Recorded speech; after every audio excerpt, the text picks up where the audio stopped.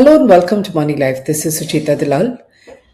Let's talk about reports of the Controller and Auditor General, a constitutional authority.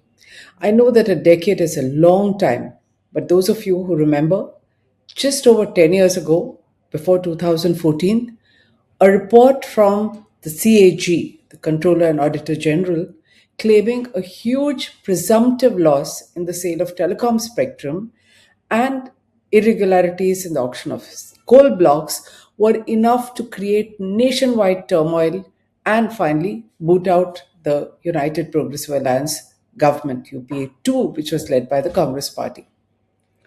How things have changed today. I mean, a series of CAG reports, pretty damning, and in a context, have been released since the last 6 weeks, last week of December and the first 2 weeks of Jan. And what happens? We have few media outlets reporting it and complete silence. Are they serious?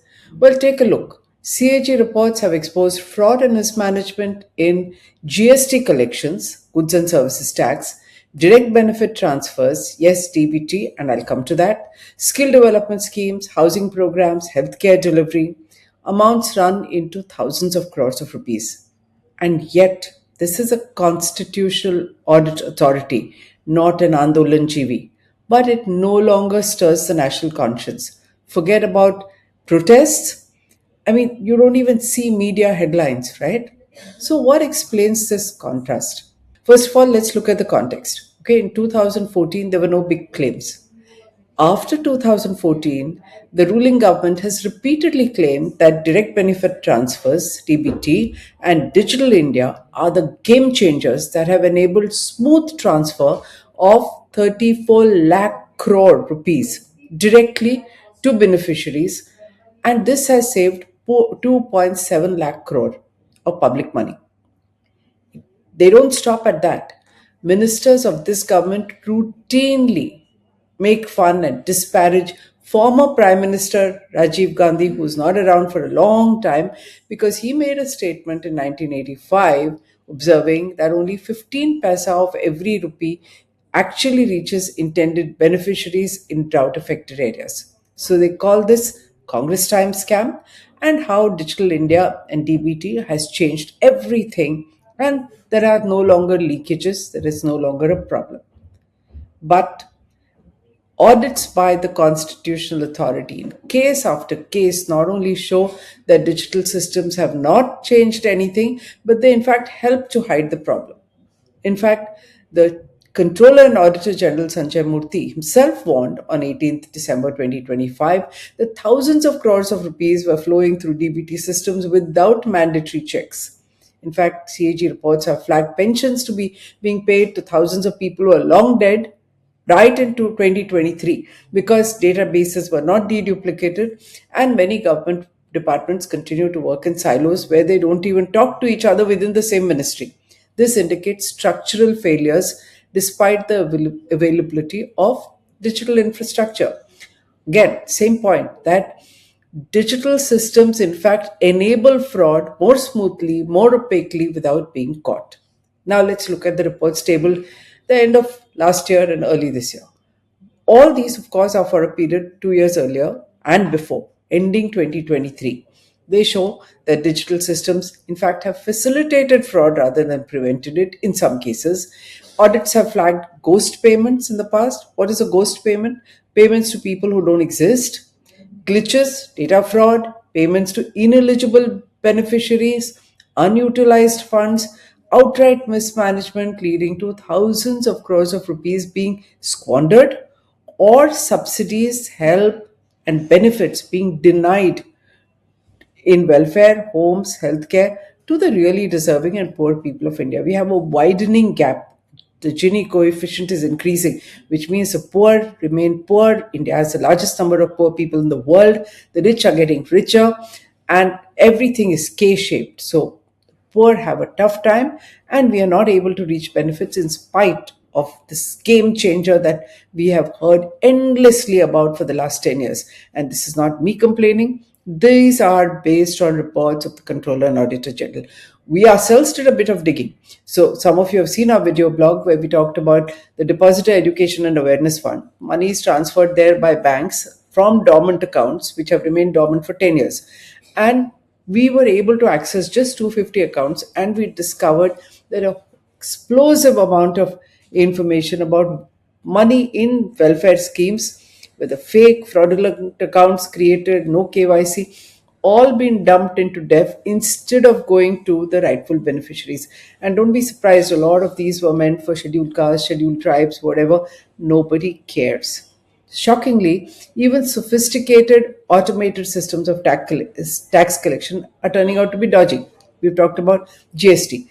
So, 11 December, a CAG audit showed inconsistencies worth 21,695 crore in GST collection. The report details systemic failures, mismatches in input credit, compliance deviations in over 2,519 cases, short payments of tax and interest. This is the country's primary revenue engine. We are told it's perfect. The systems have kept changing. People who are in business suffered so much to adjust to it. And it's a leaky system which leads to 21,695 crore worth of inconsistencies. This is your digital India. And it's not just revenue, if it's bad that it happens in revenue. But now look at really welfare schemes, skills development, okay, or healthcare. A performance audit on the Pradhan Mantri Kushal Vikas Yojana, PMKVY, was tabled in December 25. What did it show? That between the period 2015 and 2022, which was the period of the audit, 94% of beneficiary records affecting over 9 million people had missing, bogus, or invalid bank details. Every one of you who has been harassed over KYC, please think about it. They had coolly used placeholders like 1, 2, 3, 4, 5, 6 to go through it, or null for bank accounts, indicating that identity of people trained and the veracity of payments could not be trusted. So you have to fill those forms to make everything digital. So you don't know it, you don't know a phone number, you put 9999. You don't know a bank number, put 12345, and the systems are so crappy, they allow it. That's not all. Thousands of underage and ineligible candidates were certified, and training partners who've been paid for the training even made wildly fake claims like conducting trainings on 31st February. A system allows this 31st February, while government approved an additional 8,800 crore to restructure the mission in early 2025. Instead of correcting all this, lakhs of candidates have still not received the promised subsidies. Similarly, 1,024 crore of central funds for scheduled caste and scheduled tribe students in Himachal Pradesh lay idle due to non-compliance, leading to dropouts among those who needed this benefit the most. Now let's come to housing. Everybody lives for a house. The story is equally grim. Despite claims of great progress, a CAG audit of the Pradhan Mantri Awas Yojana in Uttar Pradesh showed massive implementation gaps. Tens of thousands of houses claimed to be complete were either of poor quality or missing toilets, water, electricity, what have you, or were not even complete, pretending to be complete.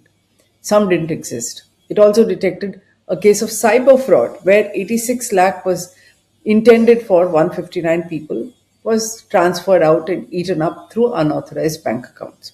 Chhattisgarh, similar story. Housing benefits were handed to those earning above the income ceiling. Who cares? As long as they have political connections, probably, or paid some money. While over 230 crore remained blocked due to geo-tagging and social audit issues. Significant funds were simply stuck and beneficiaries remained unpaid due to delays in fund transfer, inadequate beneficiary verification, and unresolved payout.